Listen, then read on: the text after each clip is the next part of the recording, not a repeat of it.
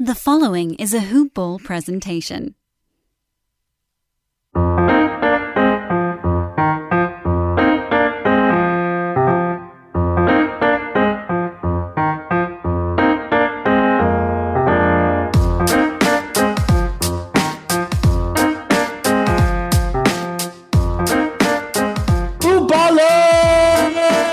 Welcome back to another episode of Today in Sports Betting.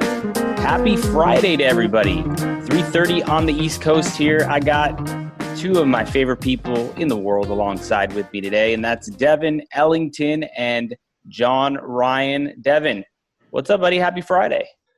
Yeah, it'd be a whole lot happier if I didn't get bludgeoned last night. 2-7 on the night for a whopping minus 10 units. I gotta set the standard. We're not going to wallow, and we're not going to walk with our heads down. We're going to pick ourselves off the floor, and we're going to rebound tonight, tomorrow, and Sunday because we have a fantastic card. John, you ready for this? I am, man. I'm psyched. All right, let's do it. Always look forward, right, man? Yep, let's do it. As always, I'm Ira Silver at Ira Silver Magic. Devin's at DALE007, and John is at John Ryan Sports 1 on Twitter.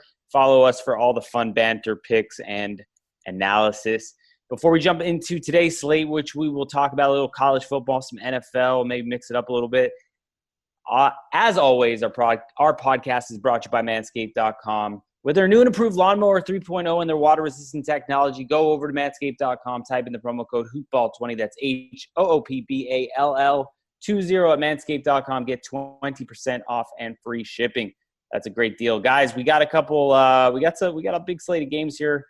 We're going to try to condense it down to some of our best and favorite games. You guys like anything for this Friday evening slate? We got the Golden Gophers against the Terrapins, 19.5 points. East Carolina, Tulsa, and Southeast Missouri State against Southern Illinois. Any of you guys want to throw out any of these games and talk about them? John, did you have anything first, boss? I'm glad you brought it up because I was pretty high on Minnesota tonight. And, as the week wears on, you get more and more information about games. And I'm going to pass on this game tonight. And it has nothing to do with my machine learning projections. They didn't change. It still says Minnesota. But having only one game sample size kind of was a slap in the face to me as a data scientist, so to speak. And I'm just going to watch because I think watching and learning is better than forcing a bet always. So that's kind of my take on the Friday card. Absolutely. We also got Hawaii late night versus Wyoming. They're on a back-to-back road situation here. Hawaii, not on the mainland. They're going to play a double header here on the actual states, or not actual states, but the mainland. Of not Hawaii. In I don't know what I'm saying here, but not the fake states. You know what I'm saying. Sorry, guys. The non-mainland. Didn't mean to offend anybody. This is going to be a tough one here for Hawaii. I don't really have an opinion. The line is so tight here. Wyoming -1. Hawaii did play well last week. So, listen, flip a coin, have some fun. I don't know. I got nothing for you here. Let's kick it off with a fun game here for tomorrow. A noon kickoff on the East Coast. Michigan State rolling into Michigan to play the Wolverines. Wolverines -23.5 against the Michigan State Spartans, who are coming off a loss against the Rutgers Scarlet Knights. I'll throw this one to you first, John. John, you like anything in this game? I like Michigan. And this is a team, Michigan State now, as you guys may remember. And I will gloat when I lose too, but I did say the Scarlet Knights, and not surprised if they would win the game. And believe me, when I said that, and you can't take it back, I thought what did you just say, John? It's ludicrous. Rutgers is going to go into East Lansing, Michigan, and win. Well, they did. And it just goes to show Schiano's work with getting 11 transfers out of the Big Ten, 2 from Ohio State, 2 from Michigan. And the quarterback from Nebraska, I think he's pronounced Vidral or Vidral. He's a stud. He's a dual threat. He caused problems all over the field. And I think that's going to cause problems for Indiana, too, when they play later in another game. But in this game, Michigan State is arguably as bad as Maryland right now, in my opinion. They have a new head coach, complete new staff, new schemes. Lost a ton from that great defense last year. They only have 3 returning defensive starters, and it showed. You give up 35 to Rutgers. That's saying something. And yeah, absolutely. Yeah, I think this is one of those games. I'll go on the limb. I think it's a 55-10 Michigan Wolverine blowout. I don't know how else to call it. Devin, you siding with John here? I'm still trying to collect some Big Ten data, as John kind of hinted at with, some of these conferences and schools that are, starting to get rolling early, later in the year. So rivalry game, obviously. Harbaugh's had good success against the Spartans, if memory serves me right, better than he has the other big schools within the Big Ten. With that being said, I wouldn't be shocked to see a 25-point victory by Michigan here. I think that new quarterback of theirs it gives them a dynamic that they haven't had, at least within the last, 3 years. He can get horizontal within the pocket. He's got great presence, great footwork, and not to mention he's pretty dang accurate. So, that's a huge improvement for them. Harbaugh's actually got someone in there now. And, kind of reminds me a little bit of Kaepernick. So, with that comparison being drawn, I think obviously the better team's Michigan on all sides of the ball. But I want to gain more data before I start betting on the Big Ten. So we'll throw it on over to your specialty here. Small school affair, Coastal Carolina rolling into Georgia State, take on Georgia State. Georgia State is plus 3.5, Coastal Carolina. Short road favorite here in this one, minus 3.5, over under 60 points. Devin, give us your thoughts, analysis, and opinion on this one. So first and foremost, it's huge news, and I just put it out on Twitter, but I think you guys probably saw it. Grayson McCall got ruled in. All week he wasn't supposed to play. Backup Fred Payton was supposed to be in, who was the team starter last year, since McCall is a true freshman making his great season debut, or career debut this year. It was 3.5 for Coastal Carolina. Opened at minus 1.5 without McCall in there. And now the line is all the way up to 3.5. I locked in 2.5 to stay away from that key number. Over-unders come way down 5.5 points from 65.5. One thing that I'll make sure to point out is that Georgia State, if they can get the ball on the ground and get it going and they can control the clock, they're a scary team. That they can easily come across more possessions and more plays and more time of possession than Coastal Carolina.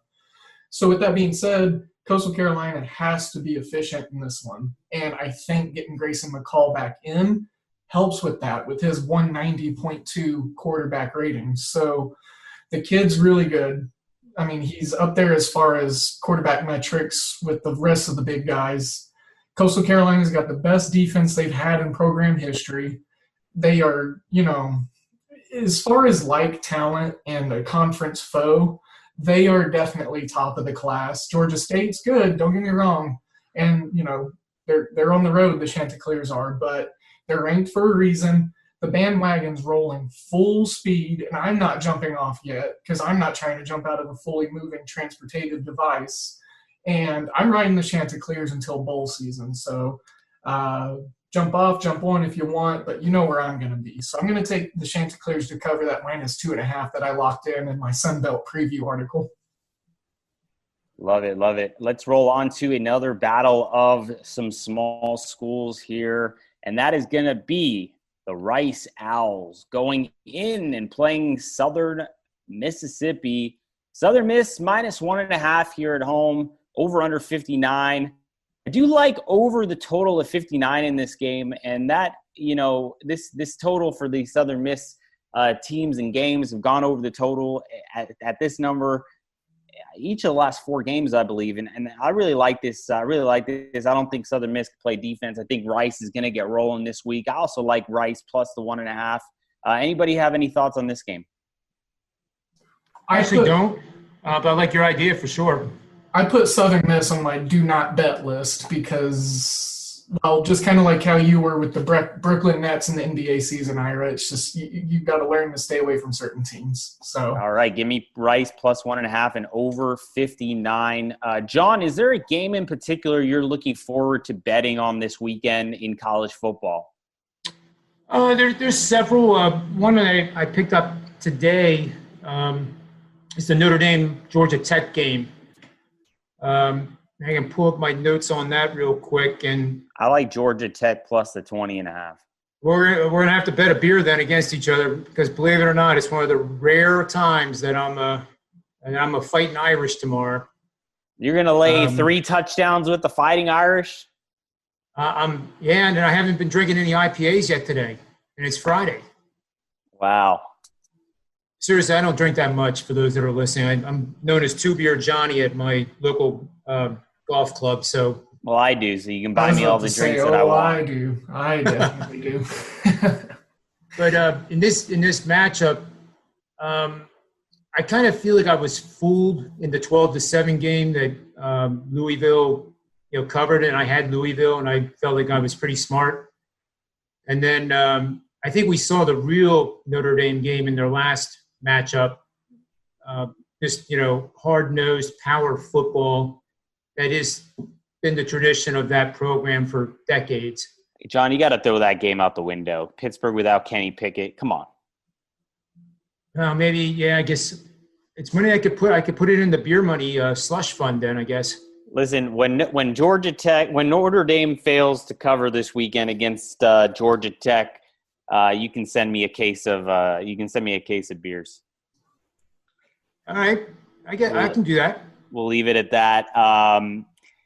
It's really funny. This Notre Dame team is really, in my opinion, not that great. They should not be ranked 4th in the country, and that's just where I'm laying it out there. A really interesting game that I wanted to get both of your opinions on here. Northwestern traveling to Iowa, play there, and the line here is they are 2.5-point dogs on the road in Iowa. I like Northwestern here. They played fantastic last week. They looked really good on both sides of the ball. And generally, when you have this 2.5-point spread, it really I got to say, it's really an advantage to be playing the dog here in this one and on the money line. I just don't know if Iowa's really got what it takes to stand up and compete with these Northwestern guys. And any thoughts from you two? Well, John, I have Northwestern this week. Mm-hmm. Go ahead, Devin. You go first. No. I like you said, we talked about Northwestern Iowa on the show earlier in the week, and you had a really good write-up on it as far as, your data and such. So refresh me on it. And then, just a short note of mine. Remember, Iowa had a really tumultuous and rugged, just hard offseason within their program with, the social injustices and this and that and whatevers. So really weird offseason for Iowa. And, go ahead, John. You said something about Northwestern. Yeah, I think this matchup can be summed up with Northwestern's ground attack, and I don't think Iowa's defensive front is what we're used to expecting from Iowa. Iowa, is known for it's a wrestling school, much as good as Penn State is, and they're rivals in that sport. And as an extension of that, you think of Iowa as just big, strong, young kids that just play their hearts out in every single play. And that's still the case, but they're just not as good as previous editions, in my opinion. And I think Northwestern's going to run all over them. And my machine learning model has a projection that Northwestern will do that, and they're going to gain 300 or more rushing yards in the game. So what does that mean? What that means is that the Wildcats are 23-3 against the spread the last 10 seasons when they've gained 300 or more rushing yards, regardless of the site. So that's the key to that game. So there's a very high probability that occurs.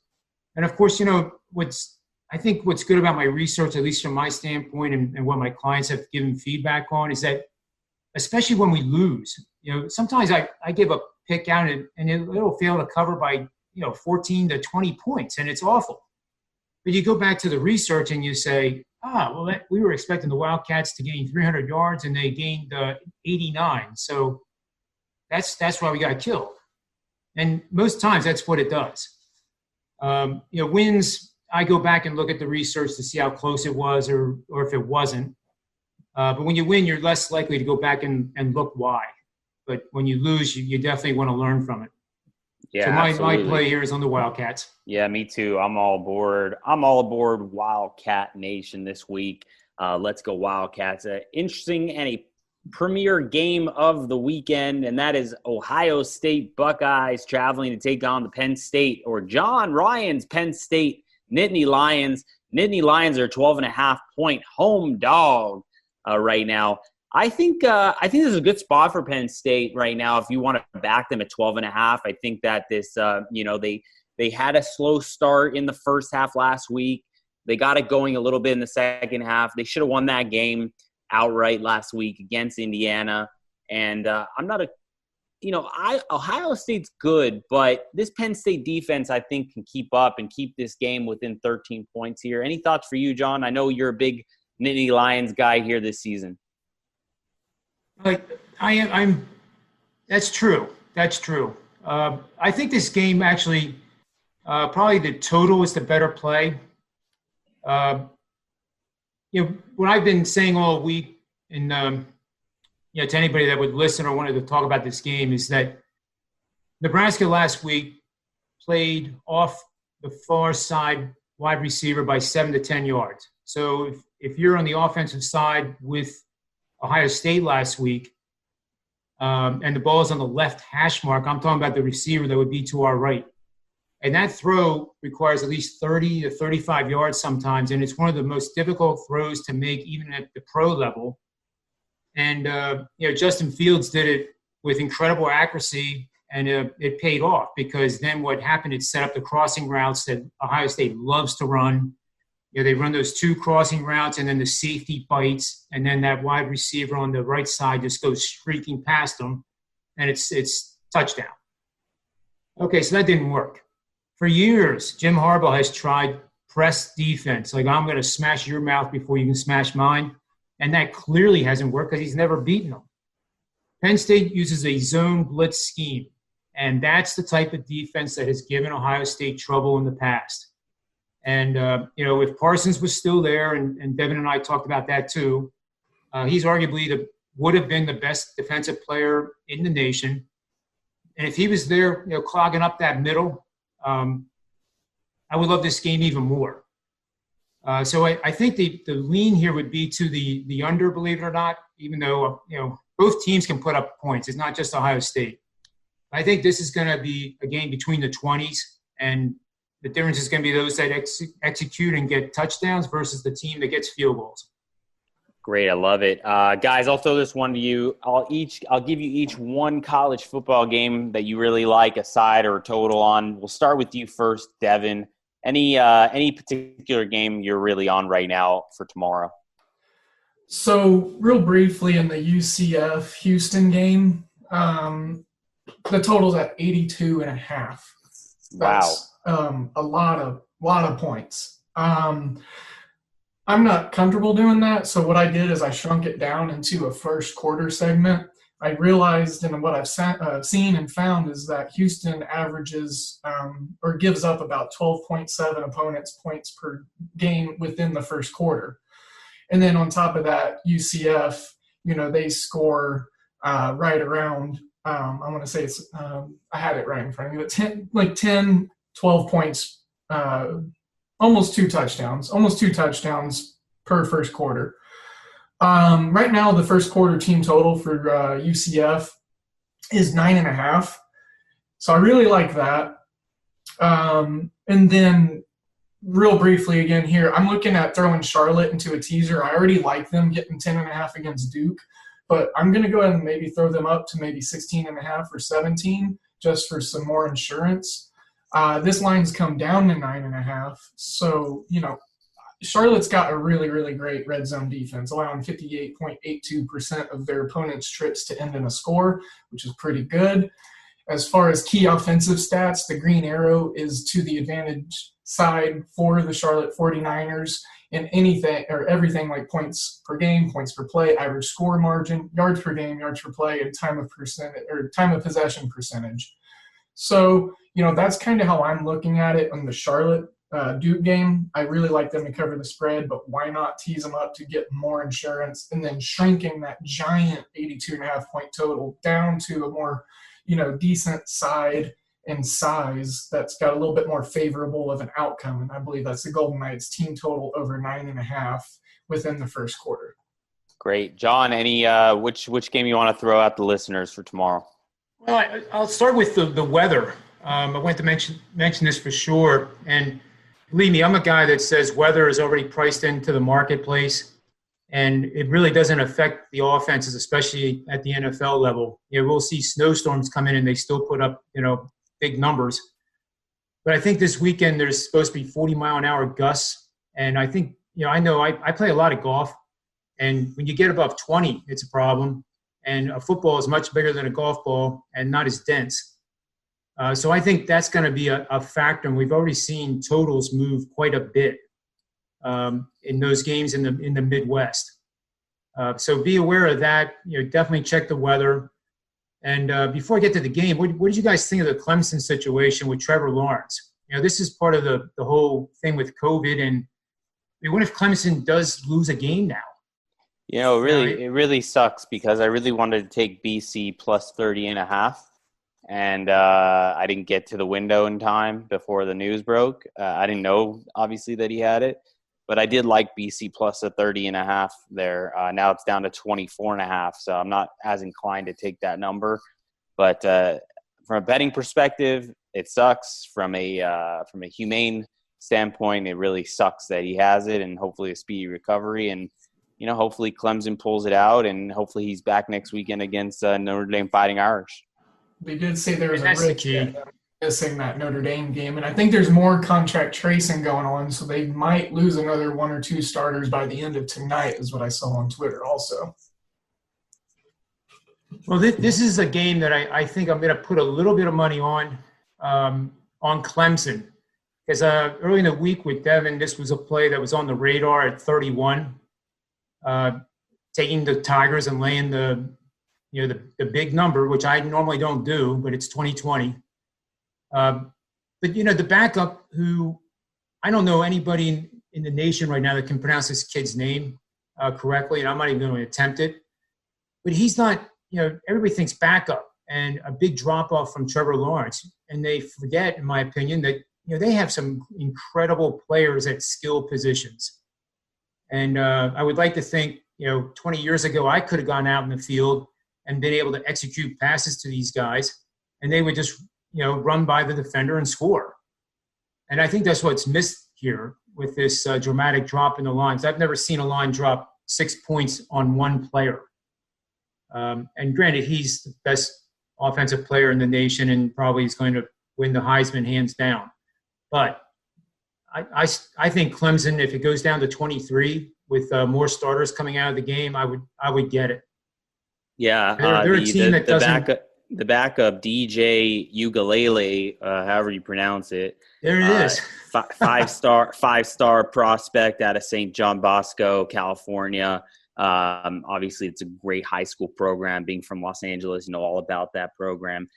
So you got to think this guy's going to be the heir apparent to Trevor Lawrence anyways, and he is a 5-star. It's not like he's Ben DiNucci backing up the Dallas Cowboys here. You know what I mean? So he's going to step in and he's going to do fine, I think. So I'm not too worried about maybe laying the wood with Clemson here. Yeah, we saw Trevor Lawrence make his debut in a similar situation not too long ago. Remember that game? Nobody heard of this kid. He was a freshman. You take out the offensive player of the year and bench him. I'll never forget that game. And this, kind of has that same thing. It's obviously not getting benched. He's sick. But still, we might be seeing the dawn of a new superstar here. But that's the game I like. Not a full play just because of the uncertainty of the game. But I'm going to put a little bit on it just to see what happens. Yeah, and he's very athletic. He's a two-way athlete, baseball guy as well. He's a potential high round draft pick for the MLB. So he throws his fastball reaches the mid-90s. I mean, I'm just looking it up online here. So you got to think, I mean, he's an all-around athlete here, so he could step in and definitely get the job done. Any other college football before we move on to NFL, guys? Under 52 in Iowa State and Kansas. All right, and John? That's pretty much it for me. All right, let's move on to the NFL. We got a couple of interesting games here I want to talk about. Detroit Lions at home against the Indianapolis Colts. I'm on the Lions here plus the 2.5 and the money line plus 130. Listen, this Lions team, pretty good. I understand they had to come back last second, beat the Falcons last week. But having said that, this Colts team, again, I'm going to be a bet against Phillip Rivers guy pretty much throughout my NFL betting season. I'm going to go with the Lions plus the 2.5 even money and plus 130 on the money line. Can anyone disagree or agree with me here on this one? I kind of disagree, just for the simple fact that Indianapolis's defense is still elite, better than Baltimore in a lot of different metrics. I thought losing Malik Hooker was going to be, almost detrimental for this team, but next man up. But, like you said, Phillip Rivers, it's kind of scary backing him. But I haven't seen a lot out of Detroit and where they can move the ball against this rough and tough Colts defense. We talked a little off camera, Ira, about, some teaser plays, and I like the idea of the Lions being involved in a teaser more than I do on this line straight up. John, any thoughts for you on this game? Yeah, I like what he said. I like the Lions. The Colts defense does rank third in scoring defense. But in other metrics, as Devin pointed out, they become suspect. I'm not going to say smoke and mirrors, but we're next to that. And this Colts defense is smoke and mirrors, guys. Come on, get out of here. I'm a little bit cautious in my older age. And, I'm not there yet. I'm not there yet. So with that said, the home dog here is the play for sure. Detroit has Matthew Stafford, who people forget about, has incredible talent in his own right. Think if he would have been in a different franchise, he'd be a household name more than likely. But that's not the case, and I'm sure he's happy where he's at. Yep. I just want to see. I like Detroit here. I want to see if the Lions can move the ball. They're 21st in the NFL with 21.7 first downs per game as an offense. The Colts defensively rank third for opponents' first downs per game. So, that's going to be something that I'm looking out for in this game. But, like I said, more comfortable with a Lions teaser play than straight up on the line. New England traveling to Buffalo to play the Bills. The Bills right now minus 4.5. Guys, this could be the first time Bill Belichick is a dog here against a divisional opponent, correct? It must be 15 years or something since that's happened. I'm going to go with the Patriots. What? It's since 2000 that Buffalo has ever been favored against the Patriots. That's unbelievable. I'm rolling with the Patriots here. I understand no Julian Edelman. I understand they looked horrible last week. I had San Francisco against the Patriots on the money line and the spread and in all the contests. But I'm going to say that Bill Belichick is going to rebound here against this Bill team that, I think they've been struggling as of late. And I think, the best thing Bill Belichick does, and like a lot of other people have said throughout the week, that he's really good at taking the best thing away from your offense. And, right now the Bills are only one-dimensional. I'm going to go with the Patriots, and I'm going to hopefully not watch this game, and because it's gonna be painful to watch if you're betting on the Patriots. But I'm gonna go with the Patriots plus the 4.5 here. John, any machine learning from you on this one? I do have some. This is only the third time in Belichick's career, which I believe is 430 games, that he's had a 3-game losing streak, and that alone is just mind-boggling. And while I'm on Belichick, he's 17-3 against the spread off an upset loss of 10 points or more, installed as a favorite since being the coach of the New England Patriots. So, until the record is broken, you have to back New England here in this situation. And I don't know how else to do it. It may be Buffalo's time. The baton may be passed over already, and we already missed it. And Buffalo might be the new kid on the block. But with these coaching numbers, when you have the better coach, you kind of want to be on that side, I think. On the machine learning, let's see what we got here.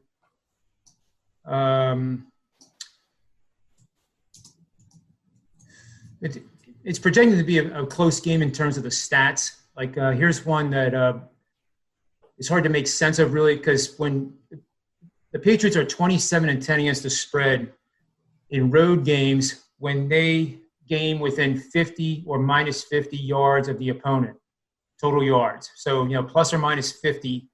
So, very even game statistically speaking. But New England comes out ahead 27-10 when Belichick has been the coach. So I don't expect this to be, 40-3 New England or even 20-0 New England, but it's going to be one of those, 21-20, and it could go either way. But when getting points with Belichick is a good thing too. So I know no other way to play it. Absolutely. We got about 8 minutes here left on the show. There's a few more games I want to talk about on this NFL slate, so let's try to keep it brief here so we can get through all of them.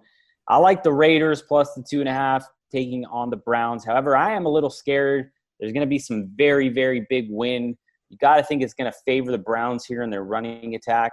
So I'm going to lay off of this one. I think it was a favorite of mine early in the week, but I'm going to lay off this game for sure.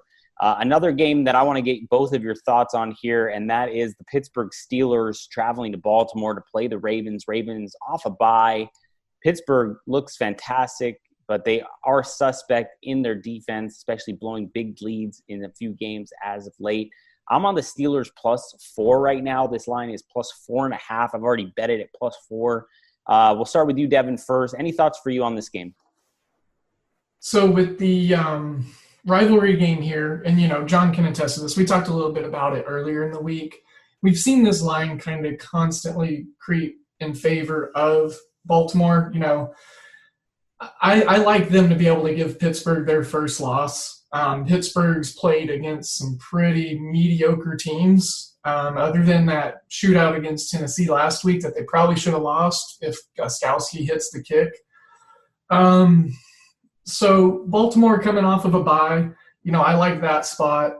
I think Lamar Jackson's ready to lock in for the back half of this season, and it starts with this to go ahead and get their 6th win, give Pittsburgh their first loss, and then get into a first-place tie at the top of the NFC North.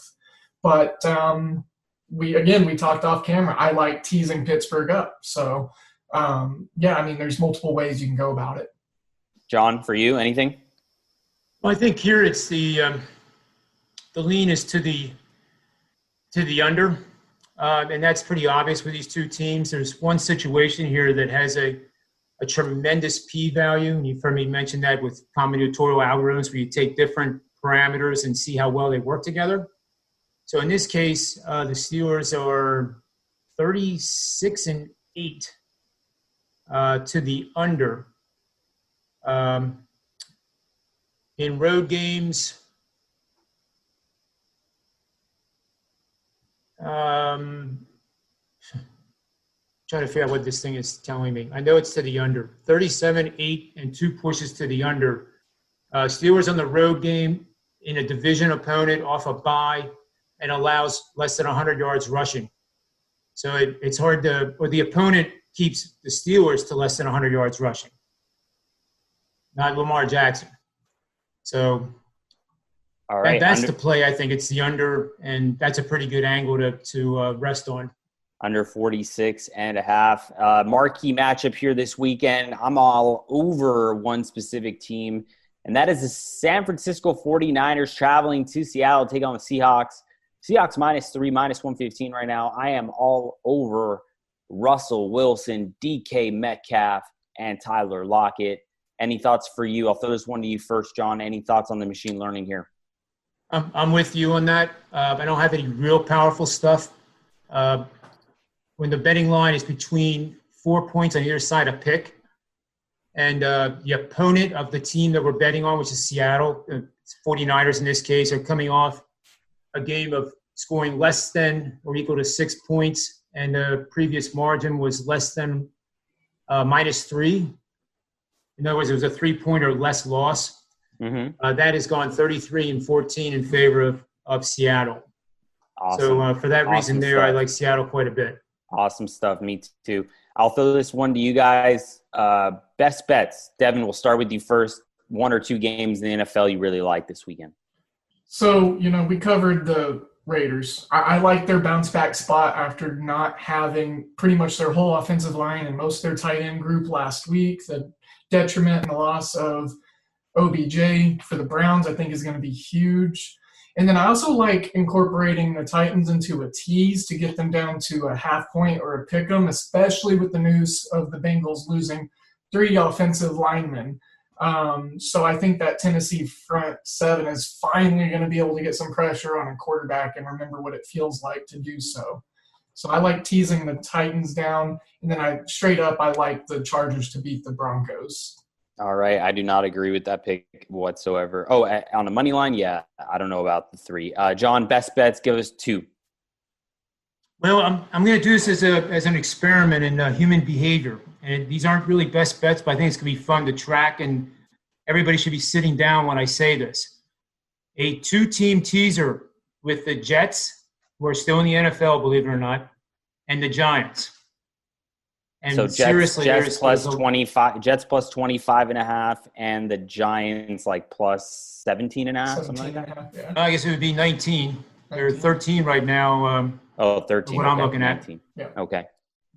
So I know it sounds silly, but trust me, you can direct message me on Twitter if you want. I'll give you the history behind this and the backing of it from the mathematics. And I know it sounds like something like close to standing on a train track when the freight train's coming through. But this is a legitimate betting opportunity, and let's see what happens. All right. My best bet for the weekend is the Seattle Seahawks, and I will throw out a little teaser for the listeners. And the last time we had it on, it was on a nice run, and I forgot to mention a couple weeks in a row, and it's been ice. So let's see if we can get it going again, and that is a teaser with the Lions to 9.5, Tennessee down to 1, Pittsburgh plus 10.5, Seahawks, which I know you're not supposed to do, but Seahawks plus the 3. And I'm going to roll. And once the Green Bay Packers comes back on the board, Packers -1 against Minnesota. There's a 5-team 6-point teaser for y'all listening. Let's go. Guys, it's been a fun Friday episode. Happy Friday to everybody. I'm at Ira Silver Magic. Devin's at DALE007. John's at John Ryan Sports 1 on Twitter. Once again, we are brought to you by Manscaped.com. Get 20% off and free shipping using the promo code HoopBall20. Thank you. We'll see you next weekend. And I'm glad to be back. See you guys.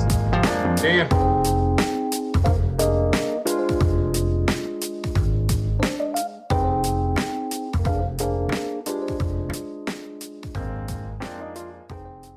This has been a Hoop Ball presentation.